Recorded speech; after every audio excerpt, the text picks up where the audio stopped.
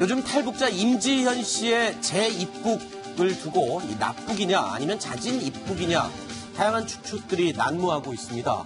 일단 현재까지 좀 더 밝혀진 내용이 있는지 살펴보겠습니다. 신석호 부장, 네. 어떤 내용이 새로 들어와 있습니까?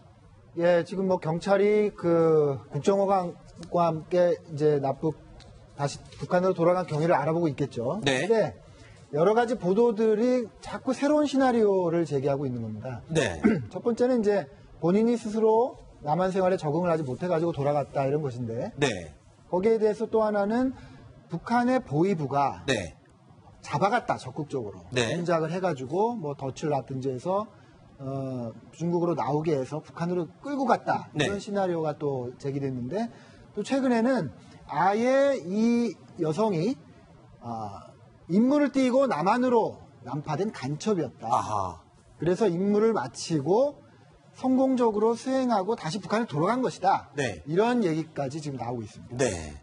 일단은 경찰은 현재는 이 자진 입국 가능성에 무게를 두고 수사를 하고 있는데 이 임지현 씨가 처음에 다시 북한으로 돌아갔다는 소식이 알려지면서 납북된 게 아니냐 이런 소문이 많이 돌았습니다. 하지만 경찰은 아직은 자진 재입국에 무게를 더 두고 있고요. 그런데 새로운 주장이 나왔습니다. 아예 임지현 씨 같은 경우에는 난파된 북한의 기획된 간첩이다. 이런 주장이 나왔습니다. 이런 주장을 제기한 사람이 누구냐면요. 이준호 씨라고 탈북자입니다. 역시 북한의 보위부 출신 탈북자인데 이런 주장을 한 겁니다. 임 씨는 자발적으로 북한 공작원과 만나 아주 매끄럽게 입국했다는 얘기를 들었다. 그러면서요. 중국 단둥을 거쳐서 재입국을 했다. 납치라면 절대 불가능한 경로. 그러니까 단둥을 거쳐갔기 때문에 이거는 납치가 아니다. 그리고 임 씨가 조선인민국 포사령부 소속 군인이라는 소개도 모두 거짓말이다. 이렇게 주장을 하고 있습니다. 또 주장 내용 있나요? 네, 임지현 씨의 탈북은 김정은 정권 초기부터 치밀하게 짜인 기획, 일종의 광고 모델. 북한이 일부러 만들어서 내려보낸 난파 간첩이다. 이런 얘기인데 먼저 그 얘기부터 해보겠습니다. 단둥을 거쳐가면 납치일 리가 없다. 이건 무슨 말인가요? 저는 여기에서 그 세 가지 가설에서 네. 자진 입국이나 어떠한 기획 간첩이나 여기에서 다 반대 주장을 하고 싶습니다. 네. 왜 자진 입국이라는 것은 말 그대로 우리가 스스로의 신념에 의해서 스스로가 갔다는 의미거든요. 네. 그런데 만약 아무리 단둥 루트를 걸쳐서 갔다 해도 네. 북한의 가족이 자기 때문에 인질로 잡혀서 보위부에 어떠한 위험이 처해 있는 상황을 안 경우라면 네. 그들의 요구를 들어줄 수밖에 없으면 단둥으로 그 루트가 충분히 가능합니다. 아하. 그러면 여기에서 우리가 알아야 되는 게 임지현 씨 그 당시의 심리적인 문제입니다. 네. 심리적으로 해서 본인이 나 이 남한 생활 싫어. 나 갈래. 하면 예술학원 1학년 입학을 왜 했어요? 네. 방송 활동이나 그의 다양한 예술 활동으로서 충분히 끼와 재능을 언론과 이런 데서 자기 표현을 많이 했던 친구입니다. 네. 그러한 표현을 안 했던 사람이라면 정말로 힘들었구나. 네. 이렇게 우리가 생각할 수가 있겠죠. 김정은 씨께서는 그러니까 임지현 씨는 납북, 그러니까 강제로 끌려갔을 가능성이 굉장히 무게를 두고 계시는 거고 왜냐하면 더군다나 북한에 북한 부모가 가족이 있었고 네. 그 전에 다른 탈북자들 통해서 1,000만 원 정도의 돈이 북한 부모에게 전달하려 하다가 배달 사고가 가운데서 났다. 네. 이러한 문제까지 이미 증언자들로 해서 나왔거든요. 네. 그러한 문제를 봤을 때 루트 하나만 가지고 볼 수가 없고요. 그리고 네. 지금 이분 같은 경우에는 이 보위부 출신의 이분이 증언한 내용 같은 경우에는 지금 북한 보위부에서 얘기를 들었다는데 이것을 우리가 역으로 생각한다면 어떤 네. 현상이 있는가? 북한 보위부는 지금까지 어떠한 루트로 작업을 했냐면 유언비어. 사실이 아닌 내용을 먼저 퍼침으로써 그러한 내용이 사실로 인정되게끔 함으로써 네. 어떠한 여론을 조성시키는데 북한 보위부가 지금까지 해왔던 네. 일의 루트 과정이었거든요. 알겠습니다. 거기에 어찌 보면 우리는 지금 통정부의 전략에 말려둘 수가 있다. 네. 이러한 상황을 우리가 볼 수 있겠죠. 네. 자, 이 신석호 부장께 한번 물어보겠습니다.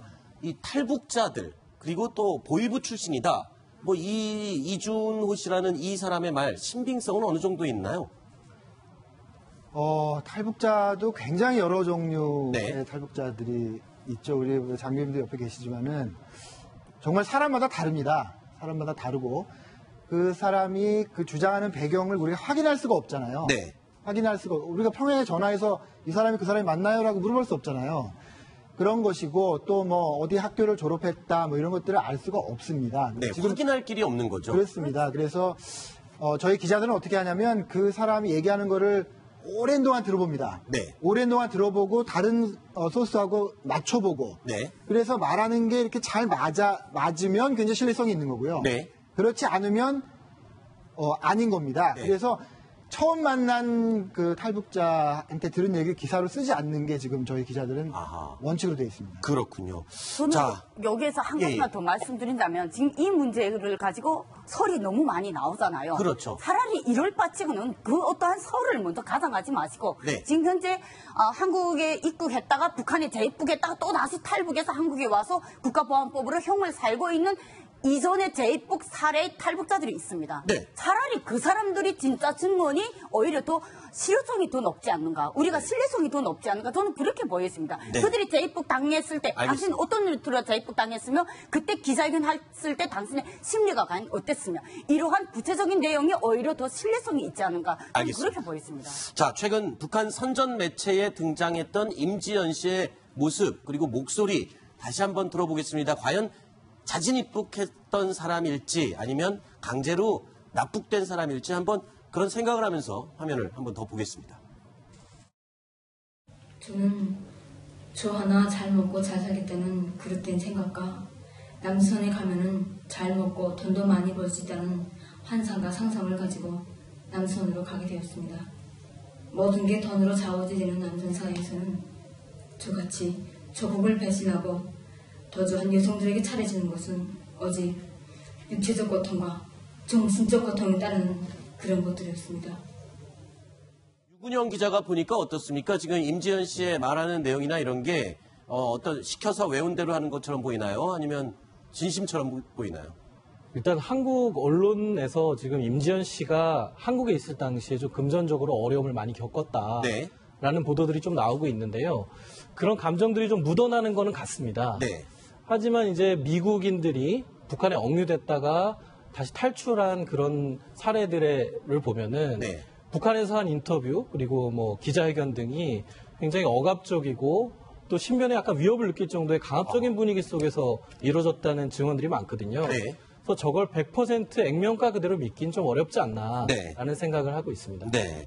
이 초반에 납치설이 제기됐던 이유 가운데 하나가 임지연 씨 집의 상태를 봤더니 뭐 제대로 정리가 안 된 상태로 황급히 간 것처럼 보도가 됐었습니다. 일부 언론에. 근데 지금 확인된 거는 또 다른 부분으로 확인이 되고 있다고요? 네, 저희 동아일보 기자도 직접 그 오피스텔에 갔었거든요. 네. 가보니까 밀린 방세를 안 내가지고 이제 주인이 가보니까 문은 열려 있고 네. 책상 위에 열쇠는 놓여져 있고 뭐 여러 가지 좀 잡동사니들하고 옷 같은 것이 남아 있지만 쓸만한 것들은 다 가져갔다는 거예요. 아하. 그러니까 상당한 그 계획을 세우고 네. 떠나기로 이제 결정을 하고 챙겨서 간 것으로 그렇게 보여집니다. 네.